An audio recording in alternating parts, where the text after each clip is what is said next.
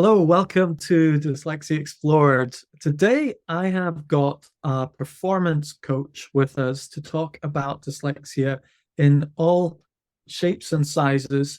He does motivational maps, timeline therapy, NLP, and really helps people perform. And doesn't have dyslexia himself, but has experienced dyslexia in all forms, children and adults. So, Bevis Moynan. Bevis, it's great to have you here with us today. Oh, pleasure. Thank you for inviting me. So, normally I ask people what their dyslexia story is, and obviously your dyslexia story is from outside of dyslexia. You were observing it both as a coach yourself and you've got family members with dyslexia as well. Tell us a little bit about that. Well, yes, it's very pertinent actually, because my daughter, who's 9, has just had a diagnosis, and that hasn't come as a surprise because we were exploring and asking questions, and we're really grateful actually. She had a wonderful assessment, and that's helped. Some question marks about whether you should have to pay for these things outside of the education system, but that is what it is. We could talk about the flaws in the education sector for a long time. So yeah, that's recently just happened, and it's caused us to reflect really, because looking back, I'm fairly sure my mum probably had dyscalculia, I think. Looking back, knowing what the little bit that I know now, and also Jules is my wife's brother, who's a very successful businessman, interestingly, and also my wife's sister's daughter. We also suspect has gone through the education system with undiagnosed dyslexia. So, and then the other part of, obviously, we train something called Neuro-Linguistic Programming, and that does often attract specialists in the neurodiversity space. So we've trained some people. Yeah, so we've trained a couple of people who run businesses in the dyslexia space. And those guys know a lot more than I do, but are interested to benefit from some of the elements of neuro-linguistic programming that help in that space. So for our listeners, what is neuro-linguistic programming? So really good question. That's a question we ask on the test at the end of the week, because everybody answers it slightly differently, and then we borrow the best answers. So neuro is obviously about understanding the mind at a deeper level. Linguistic is about understanding how we communicate, and we all communicate and take information in differently, hence the link with neurodivergence. So I'm very visual. Say things like, "Can you see what I'm saying?" Which makes no sense to somebody who's very logical and does not very visual. So yes, and so it's about language, body language, tonality, whether we're visual, auditory, kinesthetic, or auditory digital in terms of how we take information in. And then the programming bit is the therapy bit. So we use a number of therapeutic tools in NLP. As I had a conversation with a wonderful lady called Julia, who runs a business called Dyslexia Matters. And what we realized is that there's the condition of dyslexia, which is, if you like, you've got water in a cup. Because we had quite a heated conversation at one point, because obviously if you're in that space, you get attached to labels. And I was saying, yes, but also we don't want to cuddle the problem either. And what I was saying was, if I had a client who had one leg, who couldn't climb up the stairs and was living downstairs and not living a great life as a result of it, I would still help them let go of the limiting belief that they couldn't climb the stairs, because then they'd give it a go. And I think that's sometimes what happens with dyslexia, is that and all neurodiverse conditions, that the condition, which is the water in the glass, or the glass itself, but then the water in the glass can often be scar tissue from the past, the doubts, limiting beliefs, or even distraction strategies that run.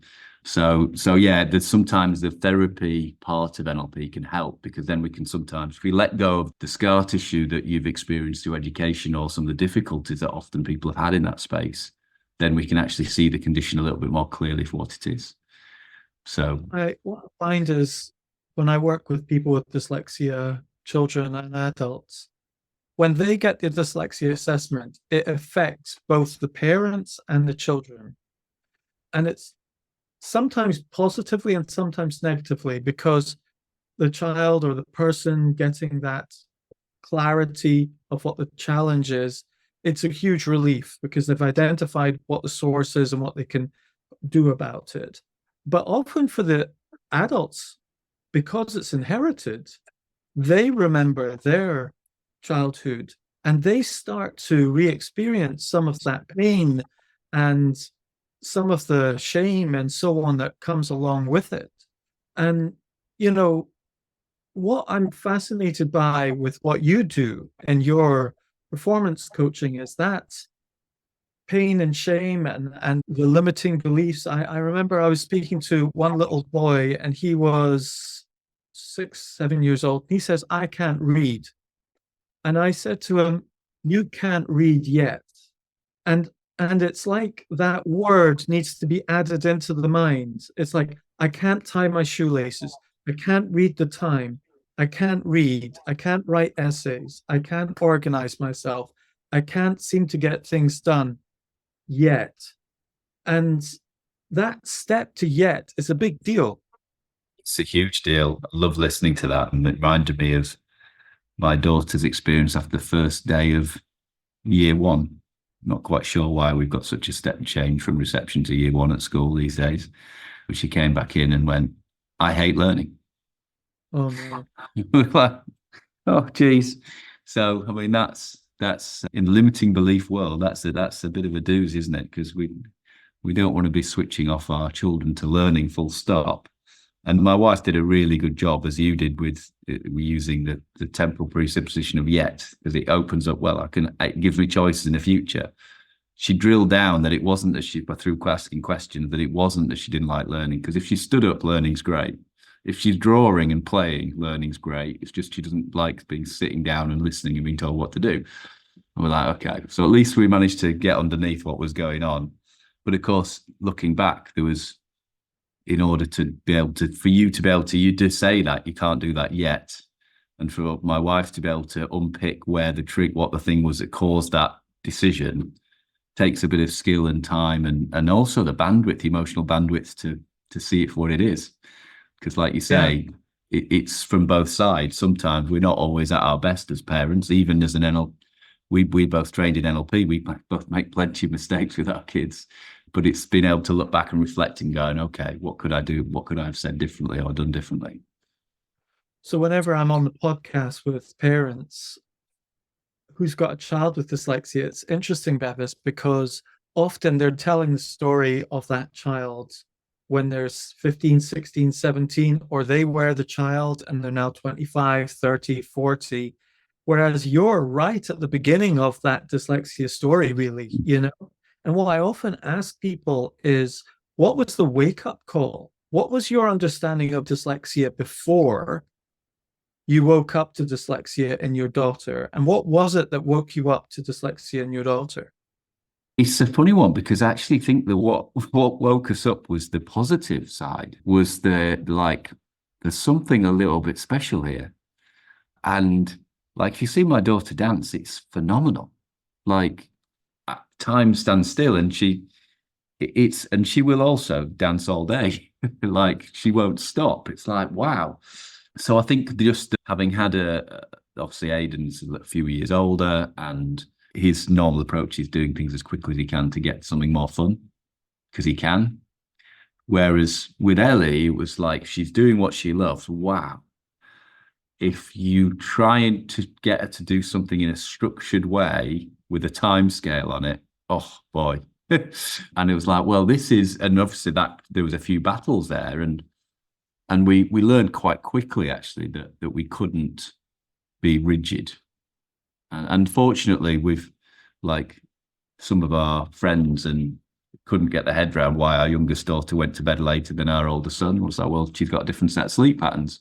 So you can't force her to sleep. She can go to bed, but then she wants to play for an hour. You can't kind of give her a pill and say, you must sleep now. So we were being as flexible as we could be, but the lack of progress around numbers and how we would do something with repetition, but it wouldn't stick as well. That was the other thing that kind of made us aware. And of course, now having recently on the diagnosis, it's basically symbols. And I like to think, well, symbols are quite complex, aren't they, really? It's only when it's amazing, it's actually, isn't it, when you think all the things that we learn. So yes, that's a waffly answer to your question, but I hope that. Was it a person, or just observing your child? Or did a person come along and say, I think she's dyslexic? Well, that's a very good point. It's a very good point. So it was our own, we were aware that there was something different. And we did a healthy dose of beating ourselves up for not being good enough as teachers and educators. And of course, you've got the whole lockdown scenario that happened during that period of time as well. So we were kind of like, we second guessing things. And is it us? Have we not given our daughter as much attention as our son? All that kind of second guessing stuff that you do. And a healthy dose of praise has to go to my wife for being very persistent with the school and the SEND lady there, who is good. And they'd already started to put some systems in place. But there was a key moment actually in October on half-term holiday where all the kids wrote something in the half-term cottage book. And our family's quite a wide family. Jules has got 3 siblings, all have got 2 kids each. So there's age ranges of kind of 4 or 5 up to 16-year-old kids on this holiday. And then Ellie wrote something in the book, and Lou, who's a deputy head at a different school, said to Jules, come and have a look at this. There's something going on that's a bit more than what they've said at school. And that was kind of that, right. Actually, it was a relief because we kind of, when somebody says something, you just kind of know it to be true. So that was the kind of, we both kind of looked at each other and went, right, we're gonna take action on this now. And that was the moment and we're so glad that we did, because Mia, who's one of the other siblings in the family, has been through the whole of the education system without any form of additional support. And we don't know for sure because she's not our child, but we strongly suspect that might be the case. Okay, so again, it came down to a person. Mm. A person, one moment. And it's fascinating how you get this sort of preparation, and then there's this like crystallining moment where the person says something and then everything crystallizes around it and you go, gosh, yes, I see. Yeah, this makes sense. So many of the episodes, speaking to people, this wake-up moment comes as a result of a person saying, oh, hold on a minute, I think maybe this might be dyslexia. And fascinating. So going into your sort of professional hat and putting your sort of limiting beliefs and so on, you're early on in that dyslexia experience with your own daughter. Yes. But having looked at it with other people in your professional setting, where have you seen dyslexia and how have you interacted with dyslexia, whether it's consciously or unconsciously, looking back? And what have you learned?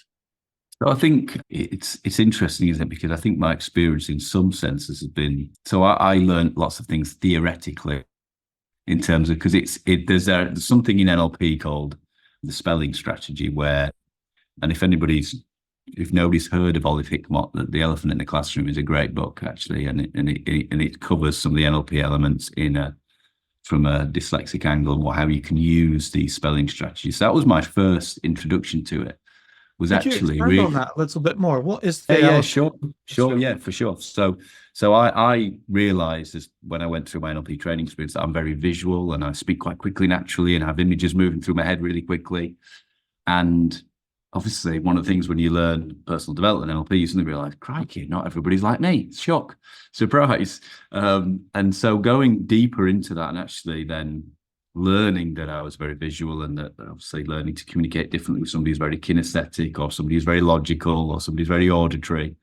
What we tended to then find, and the theory of NLP was that if somebody has dyslexia, that there is a strong tendency for a kinesthetic preference, that there tends to be much more of a tactile, creative, good with hands. And of course, there's some stereotyping here, so you have to excuse me. But as a generalization, there was some truth in that. And therefore, there was the thought that often with people with dyslexia, that they were trying to spell kinesthetically, trying to feel the words and the letters. And of course, you can't. So what the spelling intervention in NLP is to trial with getting words up above eye level in either quadrant, visual construct and visual recall, with a view of then playing. So if you think of success, SUC, CES, you hold the SUC up in one quadrant, CES in the other quadrant. And then ultimately, I did have some experience working with a client with that to some success, which was great because all of a sudden she was starting to access the visual domain and picture the words. So yes, so that was my first kind of insight into it. And then the second insight was having people who were specialists in dyslexia, which I'm not, come and do our courses, and then learning from them around actually about the condition. I had some great advice from Julia about getting support for Ellie. So I would say in some ways I'm a novice around dyslexia because I don't know a huge amount at all, but in others we know quite a bit about how the mind is vastly different, how we can communicate to different people in different ways based on their needs. And the other part of NLP is about questioning and how to ask questions to elicit what the root cause of the problem is. And I think that's great for working with someone, because I think the danger is with any diagnosis is we've got this diagnosis and then we lump a lot of other stuff in with it. You mentioned embarrassment and what we don't want for anybody is to avoid certain things because of any diagnosis. If we can let go of the scar tissue and let go of the limiting beliefs, then we're more able to find a way. If you like, you said you can't do that yet. So if we can let go of some of the preconditioning or the scar tissue, we're much more likely to then find a strategy or a new way of going about things. And that's the positive side of my experience recently, is working with a coaching client who I'm not going to be bold enough to suggest the condition, but he is incredible in terms of his creative scope for things. It's a real challenge, and we were talking off air, it's a real challenge working with him, but a real joy as well, because he's got 5 life-changing, business-changing, industry-changing ideas.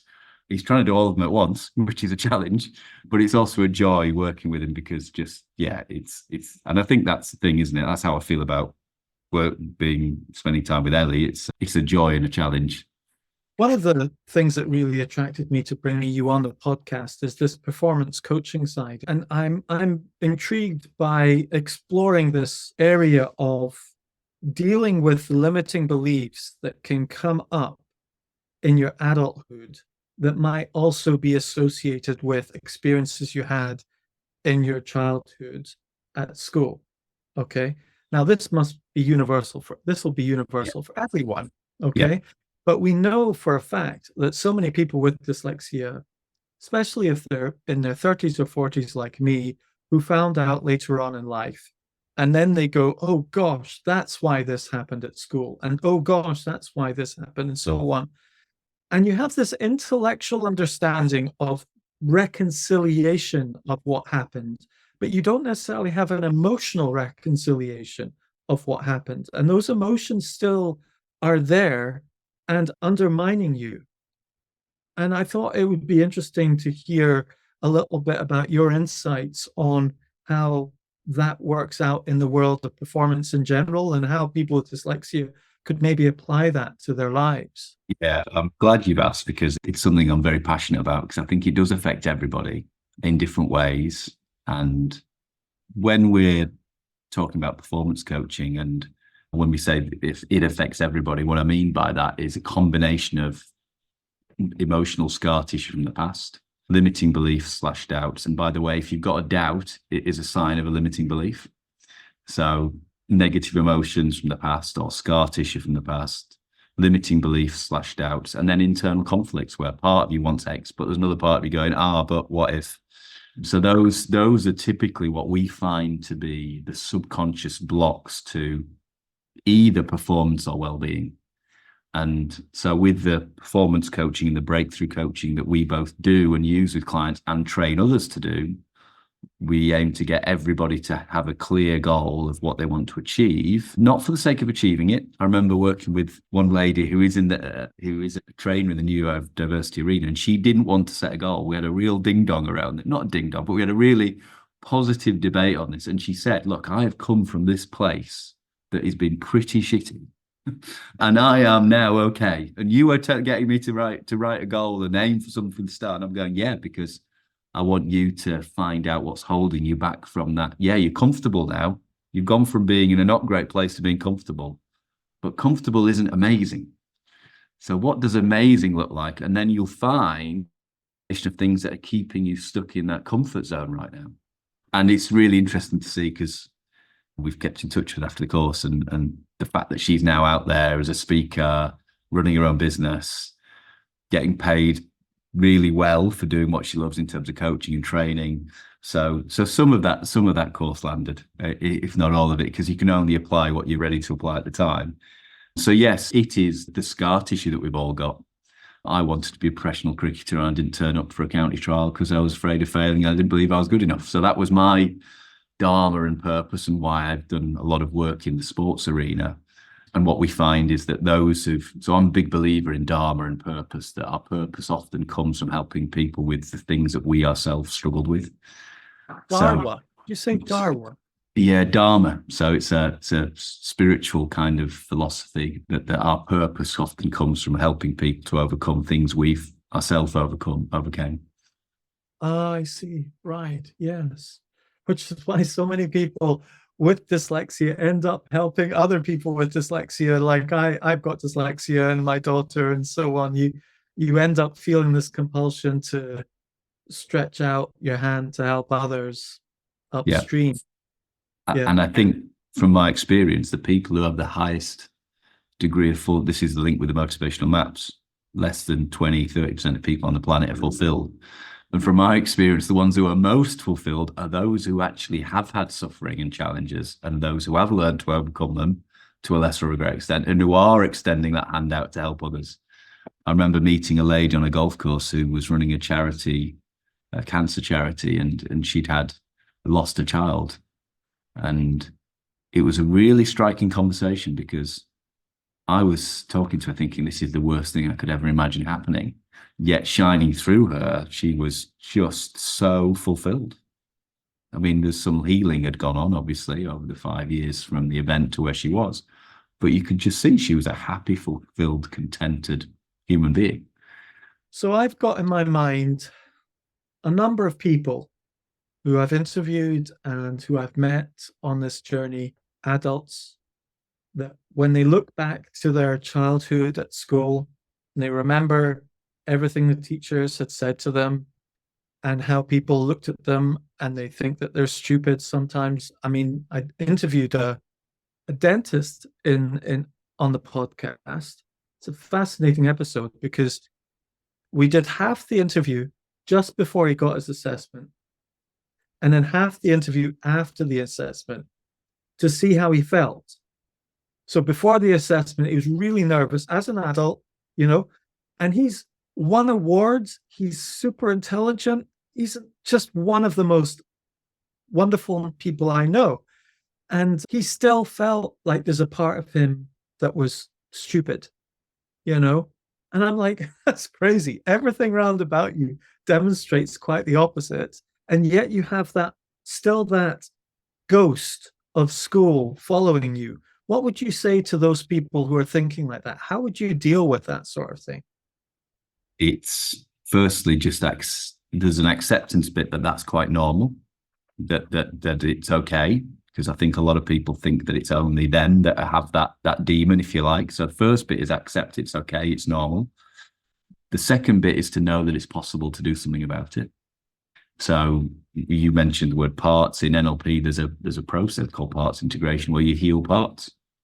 The best thing that happened to me in my personal development journey was uncovering and experiencing timeline therapy, where I let go of all of the emotions from the past. So I became emotionally neutral about some of my scars and demons from the past. And we've all got them to a lesser or greater extent. And it's been that privilege of a lifetime to now train other people to use that tool and to witness directly the effect of using that therapeutic process with others. So both in therapy, where it is deep therapy, where there's really not very nice things happened, and seeing the positive effect there, and in performance coaching, where actually somebody's blocked from going for that next job or stepping out of their comfort zone because it doesn't match their internal dialogue, or because of their past, because of their experience at school, or whatever it was that has created that scar tissue. This podcast is sponsored by dyslexiaproductivitycoaching.com, which helps you organize yourself creatively with a productivity system for Apple devices. Yeah, it's, my wife does this as well, and she keeps saying this phrase, the map is not the territory, which is NLP phrase, isn't it? Yeah.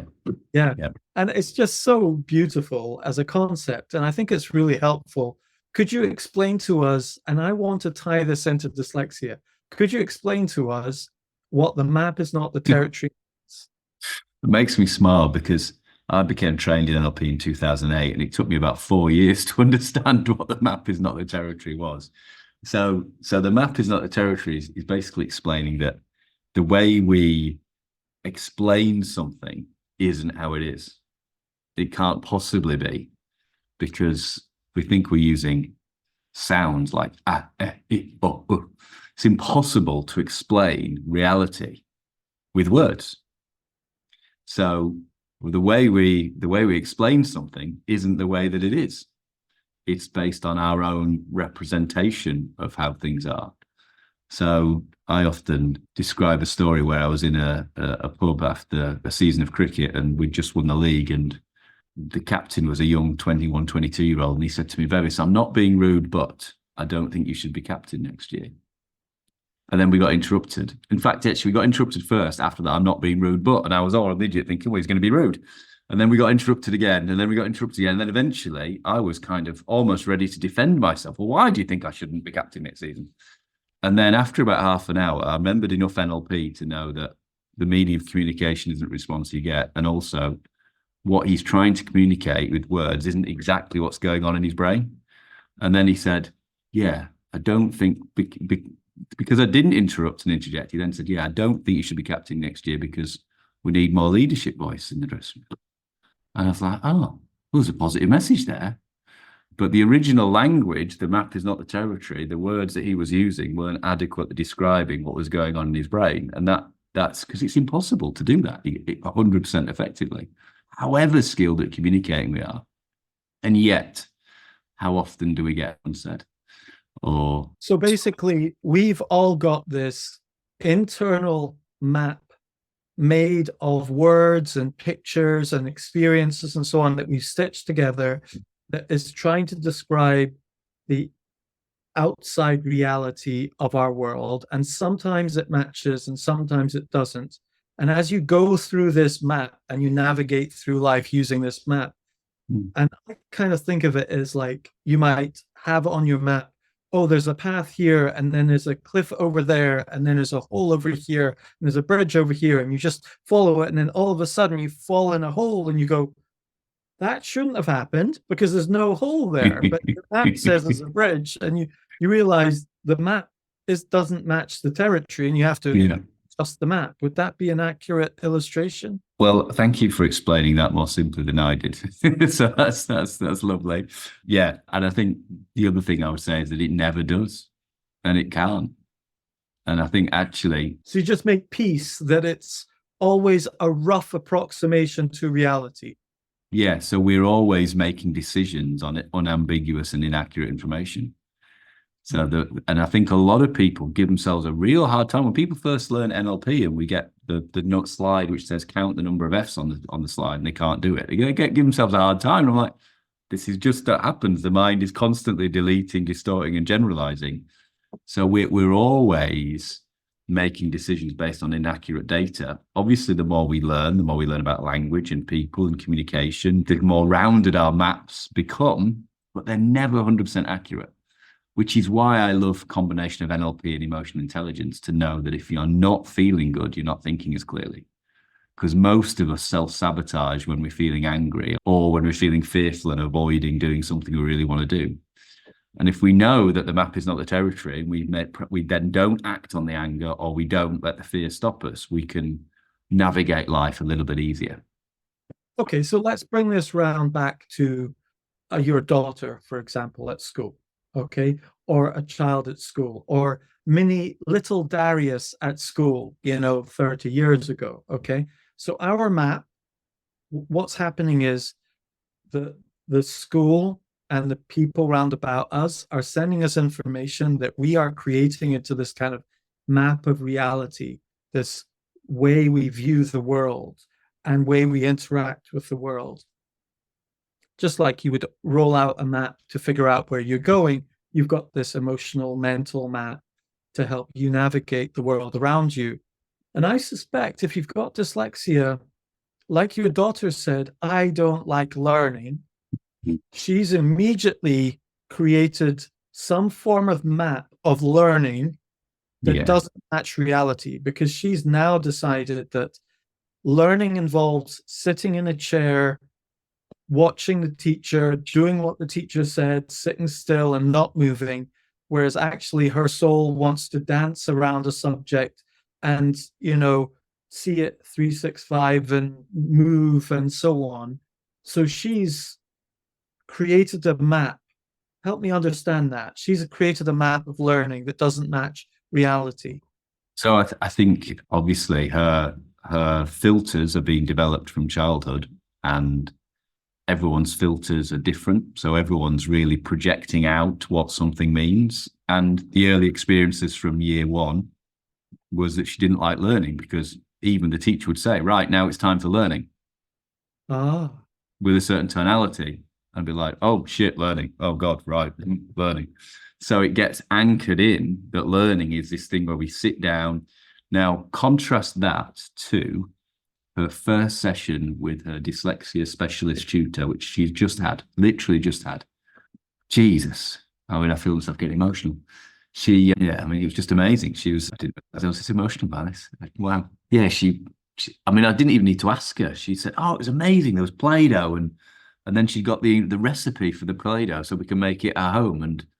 And clearly she'd been learning, but she didn't even see it as learning. So, and that's the skill, isn't it? That is the skill, because I know from the work that we do that all learning is state dependent. And therefore I do feel bad about the times we tried to teach in a traditional manner and created a negative state around it. Fortunately, we didn't keep doing it, because she is a genius. She's just as Aidan, our son, is a genius in his own right, and he's a very talented sportsman, and Ellie is a very talented. She's got her own genius, and I think that's the thing. Everybody's got their own genius. It's just finding it. And what I see in a lot of parents with dyslexia and their own children, you know how dyslexia is inherited. Do you or your wife are either of you dyslexic? We think not, but we certainly see it in our wider family. My mum, look, we see a lot of similarity between Ellie and my mum, who sadly passed away 3 years ago. Just incredibly creative, and Dan. I mean, Dan, Jules' brother, who's was the happiest person to be made redundant as a 17-year-old, and is now a very successful businessman. But only yet he's happiest when he's creating something new. Yes. And then he doesn't really want to run the business he's created. So actually, he's a successful entrepreneur in that sense. Yeah. So I think we've skipped some generations in our family. I do interestingly find myself sometimes looking at some of the work I've done and going, "Oh, that's interesting." Just curious when you sometimes, yeah. I just had the odd moment of reflection recently, and I don't. So we may be somewhere but I don't think either of us would get a diagnosis of dyslexia. Yeah. Well, you might get surprised. Maybe. Because I always thought I was mildly dyslexic. And when I got my dyslexia assessment at 35, I told the tutor, saying, look, I feel a bit like a fraud here, because the only reason I'm doing this assessment is so I can type in my essays in my second degree. And she said, well, you're not a fraud because you are moderately dyslexic. And I said, no, I'm not really dyslexic. I'm just mildly. I have some difficulties with writing and spelling and so on. She said, no, Darius, you've really got to understand. You have dyslexia, moderate dyslexia. It's not extreme, but it's not mild. It is affecting you. And when she sat me down and gave me a good talking to, and she said, let me show you what you did. And I had to read this like 9-year-old story, 10-year-old story of Mary and Jane went up the hill and did this and did that and came down and they did this and they did that. And a comprehension test, 1-page story. I read it and she said, you can read it as many times as you like, as fast or as slow. And I read it 3 times. Okay. 10 questions at the end. I don't like failing tests. So 10 questions at the end. It asked about Mary and Bill. What did they do by the lake? And I said, there was no lake. I said, can I have a look at the story? And she said, no, sorry, you can't. You just have to do it from your mind and what you can. I said, there is no lake. And it was just a tiny detail. And I didn't get, and there was another one like that. And when I answered them all, I said, "Can I see the thing again now?" And I read it, and there was a tiny little detail. It went past the lake and put something down, and it wasn't relevant to the story. And she says, "Your brain is skipping over details you don't think are relevant." Shit. You're doing that all the time, okay? And you don't realize you're doing it because what your brain is doing is backfilling those gaps with what it guesses is a logical infill. And she said, you can get away with this in ordinary life a lot. But if you're in academia, you can backfill a little word here or there, and you can get the whole thing wrong, which is why a lot of people with dyslexia find answering a question that's quite long for an essay, they go off on the wrong tangent. Is that resonating, Bevis? Well, what's resonating is a couple of things. I think we need to get my son assessed because he's struggling in English relative to all of his other subjects. And interestingly, I did quite well at school, apart from with English. So, and also I've got an aversion to academia. So there's a reason, I guess there's a purpose and a reason why I found the stuff that I've learned since, like my whole business is based on what I've learned outside of academia. Even though I did go ended up doing a degree in sports science, and I did follow that trend for a little while. But really, our business is based on what I've learned outside of academia and learned holistically and practically. So I'm feeling very grateful actually for this conversation, because I think now I'm thinking we definitely ought to, because I'm fairly sure I'm probably mildly dyslexic from what you've just shared. It feels awful, doesn't it, when you're as a parent, you're thinking, crikey, we've done this with Ellie because it's bad, but it's not bad enough. I'm now feeling that we definitely need to take some action. So thank you. Yeah, I think what tends to happen is the people with severe dyslexia, extreme dyslexia, get identified, 6, 7, 8, 9 years old. The people with, moderate dyslexia get identified in their teens, and then the people with mild dyslexia in their adulthood, or moderate in their adulthood. And, I don't know if you've heard the analogy of the automatic car versus a manual car with dyslexia yet. Have you? No. So my daughter, who's dyslexic, she on a report said slow processing. Okay. Processing speed was slow. And so she's how can my IQ be up here and my processing speed down here? Processing means speed and intelligence, doesn't it? I don't understand that. Did you see that on your report? Well, so we've seen it for Ellie on hers about slow processing speed. That was the first thing. There was no mention of dyslexia, but it was about slow processing speed. Yes. So with dyslexia, the way I explain it to people is, imagine, and I got this from my daughter, imagine your brain is a car, your intelligence is the engine, and your processing is the gearbox. You can have a manual Ferrari and an automatic Ferrari. They can go just as fast and drive just as well, and they're just as amazing. But the manual Ferrari, you need to learn to go up the gears. The automatic Ferrari, you go into drive and you don't need to think about the gears, just one gear, forwards or backwards. That's it. Dyslexia is the manual car. And if they are slow processing, what that means is they're actually manual processors. They're slow because they have to go through the stages. They can become fast, super fast, as fast as an automatic, but everything has to be so intentional about getting up through those gears into speed. Yeah. And it makes them remarkable sports people as well, because they have to be so intentional about processes. Yeah. That rings true in terms of some of the experiences I've had recently, where one of the signs along the way was we'd been in the car together and be asking Ellie a question, and Aidan would start speaking, or he'd answer it for her, and then Ellie would go, shh. And then we all had to learn to go, right, because the tendency is for one of us to then speak over and not create that space. And you meant skipping information, because I thought that was one of my superpowers of what I ignored. So it's an interesting one, isn't it? So yeah, I'm certainly inspired to look more deeply for the rest of the family. Yeah. Well, I mean, it is a superpower because in some ways with dyslexia, we're always trying to look at the big picture. It's like we've got the fisheye lens on the camera. Some people have like a wide angled lens and some have a typical lens. Some have a telephoto, autistic, straight, tiny little detail. I don't see anything else outside of that frame.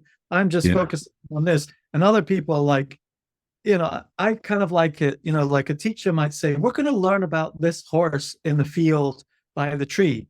And you describe this horse in the field by the tree, and you just presume everyone's looking at the same horse in the same field by the tree, which is over there.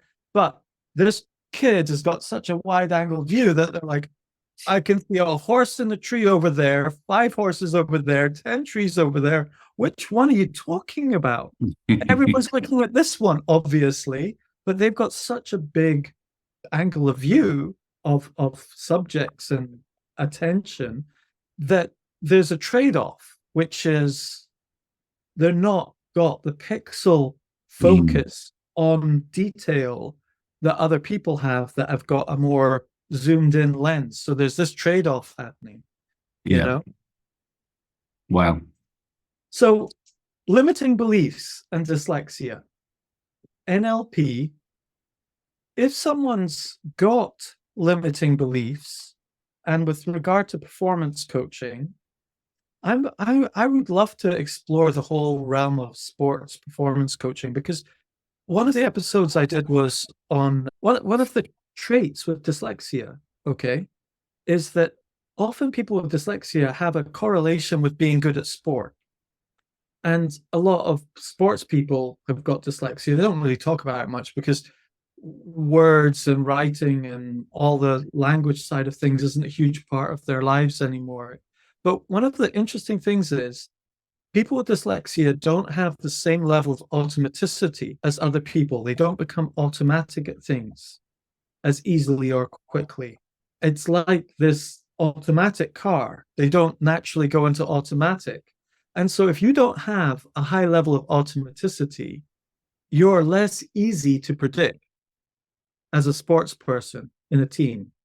So if you're playing, you don't have a pattern that someone's decoding and saying they always go left or they always do this and I'm going to respond like that. They just do unexpected stuff all the time. And you're like, where is the pattern? And it's like, I don't have a pattern because I can't remember the pattern. I just do. So it's both a blessing and a curse. Have you seen anything like this happening in your realm? Well, I think immediately I can relate to my daughter as a dancer because she is at her best. So I'll give you an example. They do performances and they go and perform, and of course a lot of the dances are rehearsed and they're routined, and she does some of them in pairs and some of them as a group, and in those dances she does well. But you do catch the odd moment of her looking down, oh, I can't know what I'm meant to be doing now. And there's a bit of that going on. Now, she went to the first thing she won as a 9-year-old was when she went to a competition locally. And they did this competition and she was pushed on last minute by one of her friends who pushed her on the stage, which is quite interesting, where they did this basically free dance where they had all the kids on the stage and they put a bit of music on and they all had to dance. And then they went, okay, well, gradually after each dance, we'll ask people to come off. And lo and behold, bear in mind, she was the youngest one from her dance school. She was the last one on the stage. And that was because she didn't have to think. So when she was asked actually by the dyslexia assessor why she liked dancing, her answer was like, well, because I can be the music. I was like, wow. So when she dances without any routine, she's incredible because she's just feeling it and reacting, as opposed to when it's more structured. You can see it's not quite as natural or maybe even as enjoyable, although I wouldn't want to say that because she loves all of it. Certainly it's interesting because all sports are different, aren't they? So team sports where you've got the rugbies and the footballs where you've got the kind of unpredictability of the winger in rugby is what makes them amazing. versus golf, which is very much process and like, got to follow this process, stick to the process. So yeah, that's the amazing thing, isn't it, about different and actually how almost different neurodiverse tendencies would match different sports. Like I've got a golfer I work with who's top 40 in the world now. He spent 10 hours hitting golf balls before his first tournament of the season. 10 hours. I mean, I love my golf, but I couldn't imagine hitting golf balls for more than 45 minutes. So there's a definite something going on there. He's also a very high expert in the motivational map and a real perfectionist. So yeah, it's interesting, I think, how different mindsets and different tendencies lead to different sports. Yes, because if you think about dyslexia or ADHD or autism or any kind of different way of thinking, as like they say in the Dyslexic Advantage, it's a specialism of the mind. So there's some trade-offs. Certain areas get specialized, and other areas it's a zero-sum game, as it were. You know, you borrow from certain areas and you strengthen, boost up other areas because your brain's been specialized for a particular thing. And you see that in the workplace, how people navigate to areas of specialism. And that's a fascinating idea about how it would match towards different sports that match a certain kind of brain. Yeah, for sure. I think, and I think it's just interesting. I think I've never even thought about it until this conversation. But yeah, you can see definitely the quirkiness of a footballer who you can't predict. Yes. Versus the ability to stick to a process and do something until it's perfect and really refine something is a very different mindset. But then the interesting thing I've noticed is that each sport has its own core discipline. It's non-negotiable. You have to master, a particular process or a particular discipline. And that's often where people with difficulty with processing, slow processing, have to become super intentional about it. Like if you take, for example, Jackie Stewart of our age and our era, world champion driver, dyslexic, Scottish, he would have to learn all the gears and moving up through that. But that's an intentional process that you have to learn. Often people with dyslexia find harder at the beginning, but the whole dynamic of reading the road, adapting to the road, etc., totally natural at. But there's always some area of process that's required. Yes, and thinking with golf, you've got everyone's going to have to hit a golf ball and learn the technique to be able to do that. But then once they're out playing, they've got to read the land, the lie, the slope, the playing the game part. There's a feel to that. There's a bit more an art to it. So there's a bit of both involved in terms of so I think it's interesting, isn't it? Just reflecting on that really and how people find different ways. I just love sport, seeing how different characters go about it in very different ways and have different strategies that work for them. So you spend a lot of your time as a golf coach, performance coach for golfers, do you? Yeah. Yes. Yeah. How did you get to become a performance coach for golfers? Good question. So interestingly, a lot of my past scar tissue was in the arena of sport. So I tried to, when I learned NLP, the guy who trained me was very keen to get me into cricket and say, look, I can get you into counties and we'll go and present together. And I was like, no, don't want to do it. And I was kind of avoided sport actually, but it won't go away. So in the end, I'm going to accept it. So I think there's a bit of my dharma there and my purpose in there. So to cut a long story short, after my NLP Master Practitioner course, I watched a chap present, a guy called Jamie Edwards, who's written the book Mental Ketchup.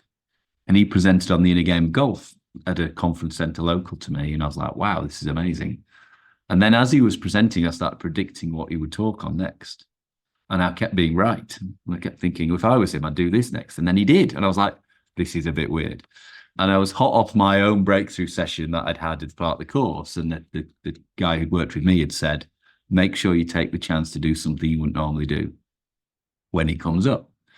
So at half time, and I went up to speak to Jamie Donaldson, who was the golf pro, who actually was my golf coach, and said, look, I can do what Jamie Edwards does. You've got 80 people in the audience. We need to put something on afterwards to help them, because Jamie Edwards is going to be disappearing, flying around the globe.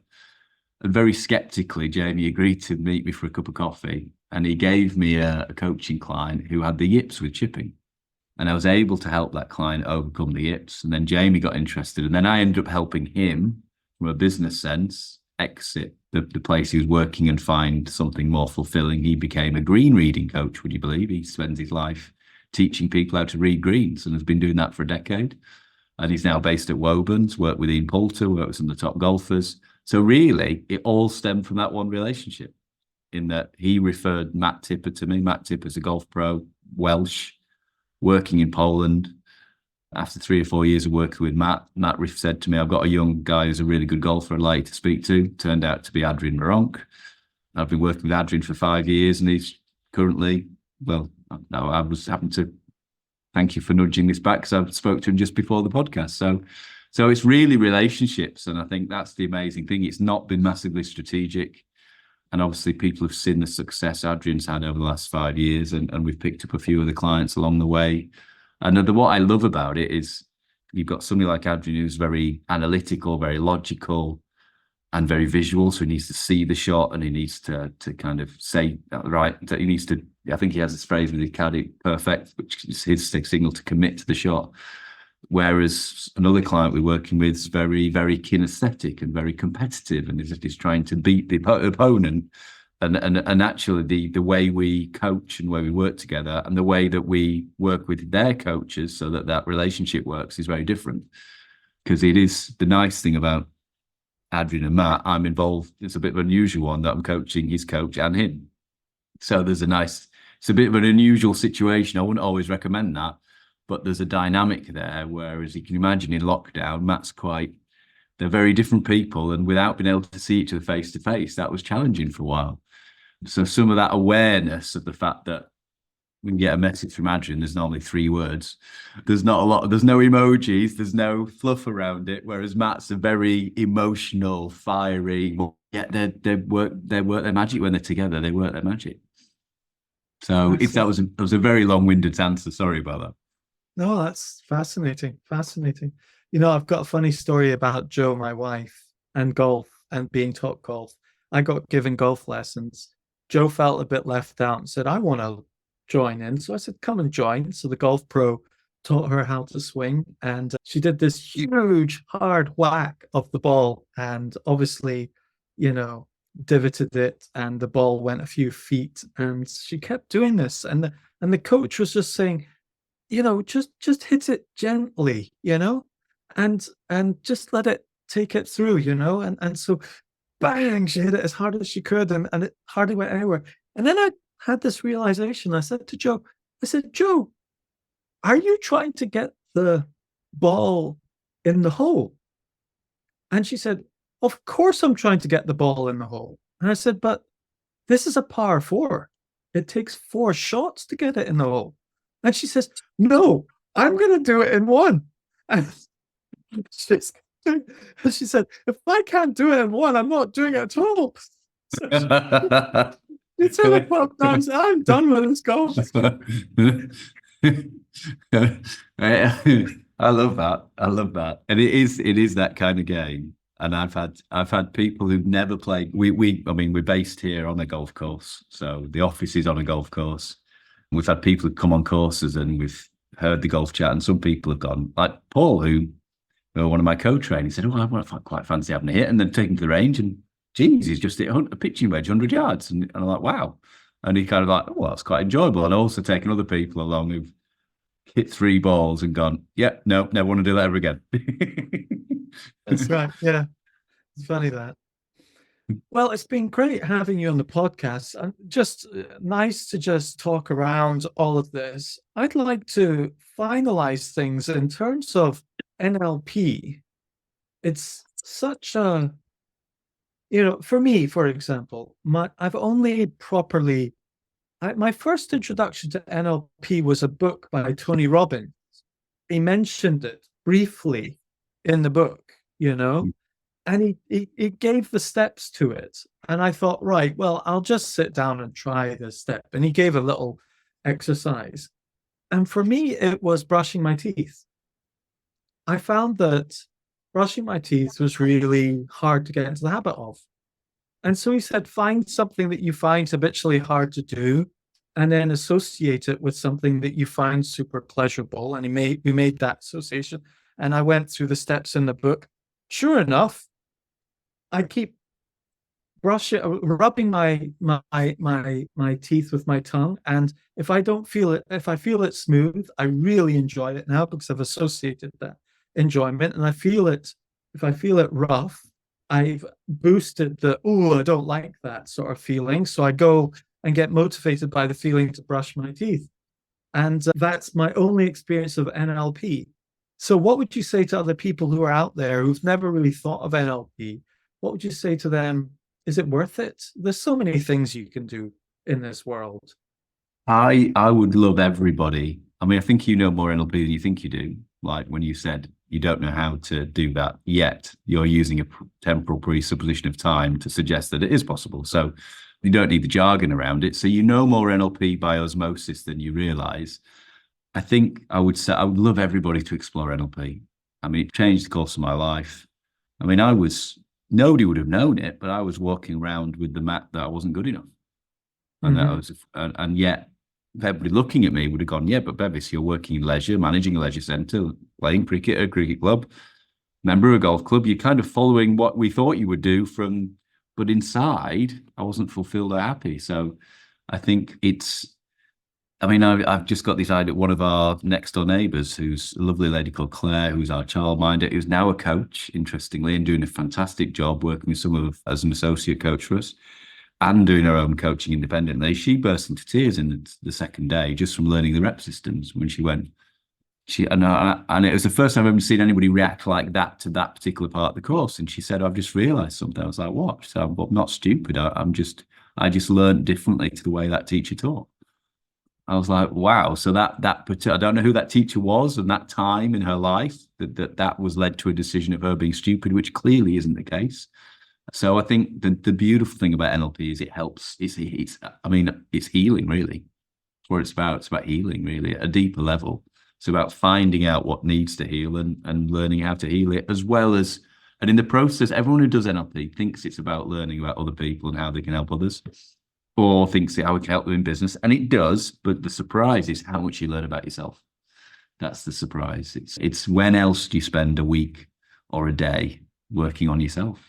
So you would recommend people go and do like a week-long training in NLP? Is that what you're saying? Yeah. So there's various different options. There's a day, which is a first steps day, or a week, which is a practitioner course, or the master practitioner is the longer option, which is for those who want to go off and use it with others. I mean, those are the kind of the ways in which you can learn it. There's stuff you can do online, but I would avoid.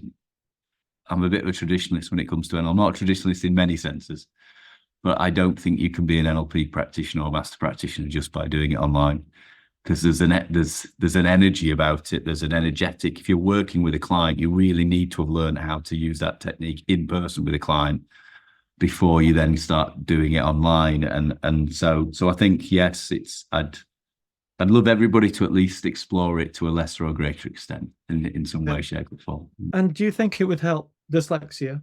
Adults with dyslexia, for example, how do you think it would help them?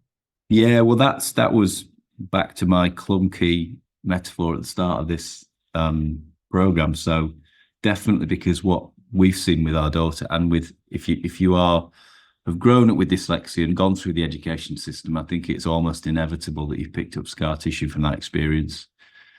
And everybody does anyway, but I think it just from my experience of the people I've spoken to who've come on our courses, it's by letting go of the scar tissue, the emotions, the limiting beliefs, doesn't change the condition, but it frees you up. And it's a difficult thing to explain, because actually it's a release. And then following that release, you see other opportunities, or you take different decisions that you might otherwise have done. So Yeah, I'm obviously very passionate about it because it's what's changed the course of my life, along with lots of other things I've learned since, I have to say, because there are lots of amazing healing methodologies out there. But I think NLP is great because you get to heal, but also get to learn how to help others in the same. It's a double whammy, really. And what about, can you just go to a coach who just says, right, let's go through a process using NLP? Yeah, for sure. So yeah, absolutely. So, and that's really, I mean, our business, we do direct coaching one-to-one and therapy one-to-one, and we have associate coaches, but we also train NLPers. What's interesting though, and this used to annoy my ego. So I used to have coaching clients, and then at part way through the coaching journey, they'd go, I'd like to learn more about NLP, because they'd experienced it and they'd experienced the benefit of it. So then they'd come on an NLP practitioner course. And then they'd have this massive breakthrough on the NLP practitioner course. So I'd be like, well, hang on a minute. Why didn't you have that breakthrough with me? What's going on there? So, and I think it's just something about the immersive experience of being with, because that's the other thing. It's people who are open and open-minded to the fact that we all think differently, love that environment because it is an environment where everyone else is open-minded. So you get this wonderful dynamic, which creates, and I shouldn't be surprised, I was to begin with, because coaching is great and it has a focus. Then, of course, as you go a year later, you're aware of something else and you work on and let go of what comes up in that space and time. So yes, I would either coaching, and again, it's also a personal thing. Sometimes if there's lots of deep scar tissue, actually, one-to-one work would be better, because it's about do some of the healing first before then learning about it. We have had one lady who came on NLP practice. Only one. I'm just a kind of hygiene factor on that. One lady came on an NLP practitioner course. Interesting lady who hires the office behind the one I'm at, and she left after day one. And we spoke afterwards, and she said, "Yeah, I became aware that I was going to have to deal with something I wasn't ready to deal with." And actually it was around the death of her daughter, but she did come back and then wholeheartedly threw herself into the exercises and got a lot out of it. So yeah, NLP, if you don't mind me being honest and frank, has always sounded like a culty type, jargony, yeah, hard to get your head around, even though I know a little bit about it, and my wife has learned NLP and so on in coaching. What would you say to people, because it's been around quite a long time, and this sort of jargony word, how can people understand it more accessibly? I think so. Out of all of the stuff on the NLP syllabus, the bit that I enjoy the least is the language bit, which is interesting, and I think which is interesting. So, and it's really weird. It's really weird because now, and I think the thing is, it's a very friendly environment, and it's not like, because the thing is, people think about a week of training, it immediately takes people back to their own experiences. Like, again, Claire, a good friend of ours, there was one with valuable thinking, which is a master practice technique. We had everybody's scores on their valuable thinking on it, and she flipped out because there was a matrix. There was kind of effectively a number of lines. And so, of course, what happens is actually the NLP course actually almost intentionally, in a very kind, gentle way, triggers you. So and then the downside is the jargon. The Yes. good NLP, that is the downside. I can't like it. That's the downside. The positive side is if you've got a good NLP trainer, they'll make it simple to understand. Right. Or create enough space, because actually what often happens on my trainings is I'll say something and then my co-trainer will explain it in a different way, and then somebody else in the audience will go, "This is what they mean," and they go, and then we get there. It becomes a very co-created environment. And yeah, and we've kind of gone full circle. We used to be, we've got to get through the whole syllabus. Now we're like, well, look, we'll get through what's right for this group. And so 1 week we might not quite we might miss a swish pattern off, or another week we might not do one of the anchoring exercises, but it doesn't matter because every group of people every week is different. So I suppose the thing for me, I'm kind of expressing my own reaction to it. It's the word programming Yeah. that's probably jarring with me, which is like, I don't know if I want to program my life or program myself. I want to be more organic or more, I don't know. It's that program word. Have you come? What's Yeah, with it is what people have to say in the it is the worst marketed thing out there. yes.